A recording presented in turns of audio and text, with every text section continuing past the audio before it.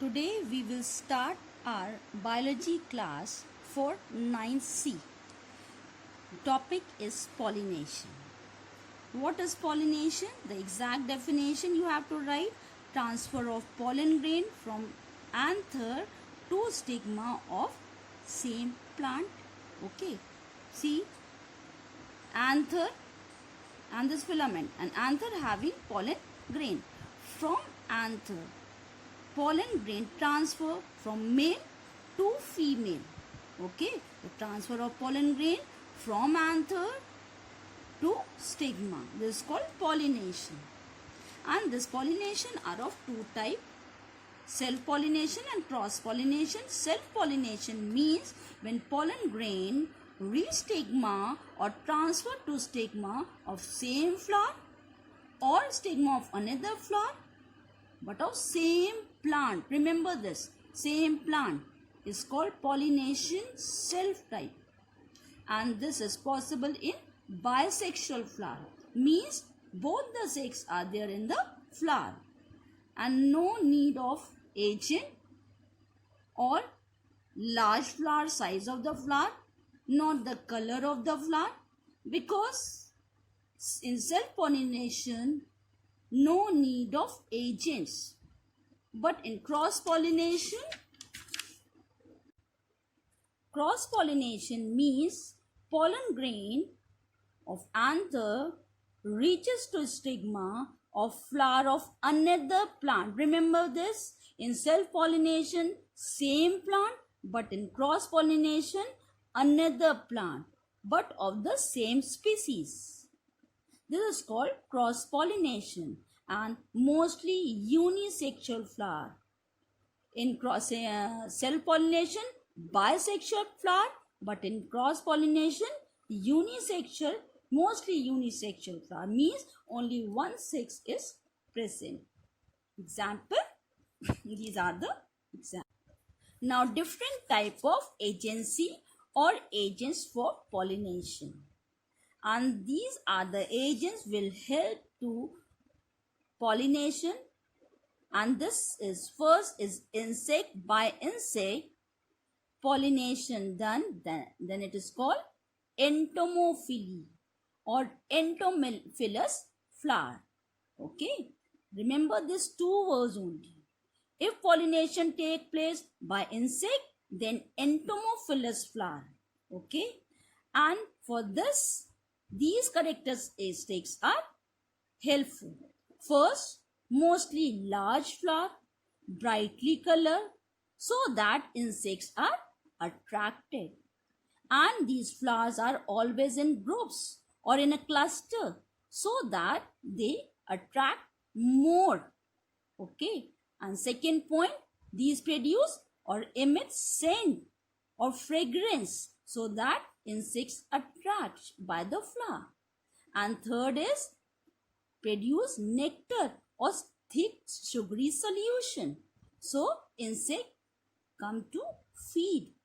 Now fourth, pollen grain are sticky and spiny, so that they get attached to the body part of insect when they visit for flower to feed on nectar.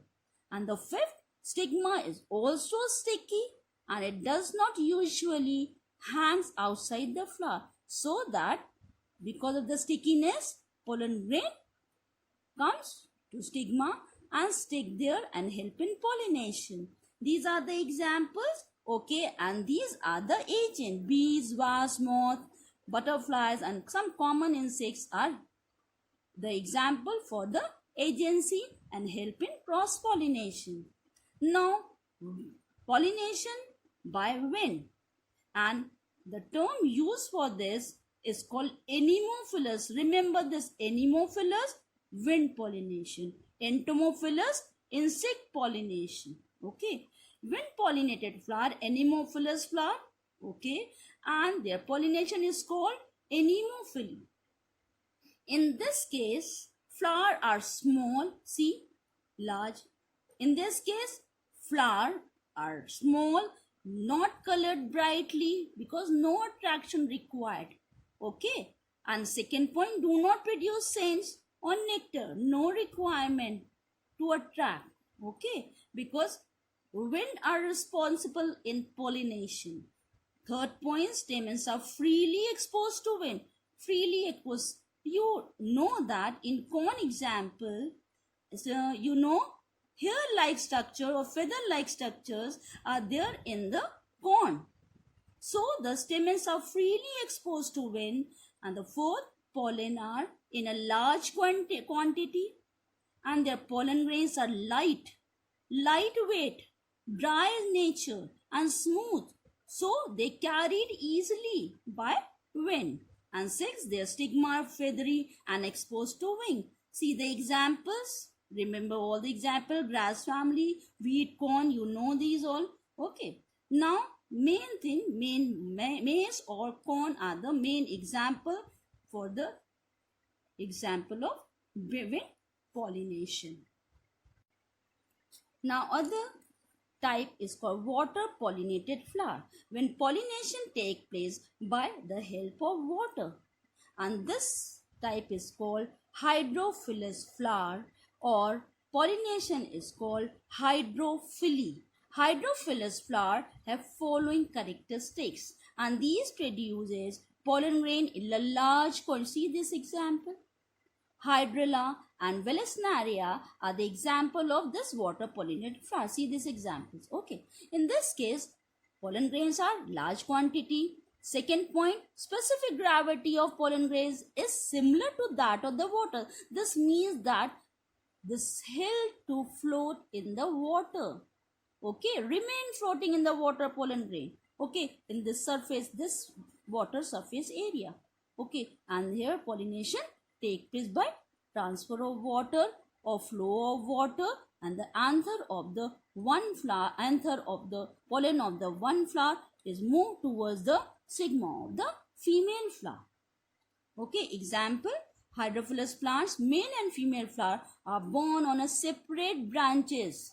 Okay, or separate plants and move from one to another plant.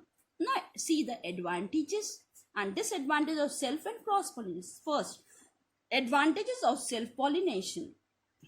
Self-pollination ensure pollination in those bisexual flowers whose pollen grain and stigma mature at the same time. See this point. This is the main point. Pollen grain and stigma mature at the same time. Okay, self-pollination take place. And second point, it preserves the parental character. See this parental character or purity is there by the self-pollination. Third, it requires small quantity of pollen. Because of the bisexual flower, no movement of pollen grain from anther to stigma from one to another area. So only small quantity of pollens are required. Now fourth, it does not require flower to be large or brightly colored because no agents are required. Okay, and no scent are required. Nectar. Okay, no need to produce scent because no attraction. And self-pollination take place in bisexual flower. Now disadvantages of self-pollination. The following are the serious advantages of self-pollination. First, disadvantages. That continued self-pollination, generation after generation, leads to, this is the main point, leads to weakening of the plant. Seed produced after repeated self-pollination, poor quantity, and such seeds produce poor plant, poor quality of flowers, seeds are produced. Now second, unable to remove defects and weakening of the plant, because no transfer, no hybridization, nothing take place, only one generation to another generation, no changes occur, so that defects also not change from one generation to another, and to unable to remove defects and weakening. Third point, it does not lead to origin of new variety, does not lead to new variety of species are formed by self-pollination. Same conditions are appear in by reproduction. self-pollinated plant, there is no intermixing of genetic character. Genetic trait of the same plant pass on unchanged to the next generation, and no new variety are formed. Now, advantages of cross-pollination. Cross-pollination result in formation of large number of viable seeds. This disadvantages is the points for the advantages of cross-pollination, and here disadvantages is the points of disadvantages. Remember this, learn this only, and you get answer for this also. Okay, now seeds obtained through the cross-pollination produce a healthier plant. Okay, new variety form, intermixing take place. What are the disadvantages of cross-pollination? Cross-pollination not always certain because it requires some external agency. This is the disadvantage, because agents are necessary for cross-pollination. Without agent, cross-pollination is impossible. It requires just small quantity of pollen, but cross-pollinated flower produce large quantity of pollen. Requires, this is the main, this is also the main point of disadvantage. This requires large quantity of pollen. Okay, so wastage of pollen take place here in this process. And the last, plants have spare more nutrients for a large and brightly colored flower. Therefore, this process is uneconomical. Cross-pollination uneconomical because more nutrients required for the bright colored flower or for the large size flower. Now, next topic, artificial pollination. Artificial means some man acts are there. Okay, nature, not nature, but in place of nature, man act as an agency for the pollination, so that when transfer of pollen grain to stigma, the pollination by man is called artificial pollination. Okay, and this is done by this method. In this pollination, first you remove the anther from the flower in a young stage and cover such a flower by a polythene bag, and later on they transfer pollen of the desired variety of the plant to stigma of such flower. Okay, this is the summary. Okay, and later on I will give you assignment for this topic.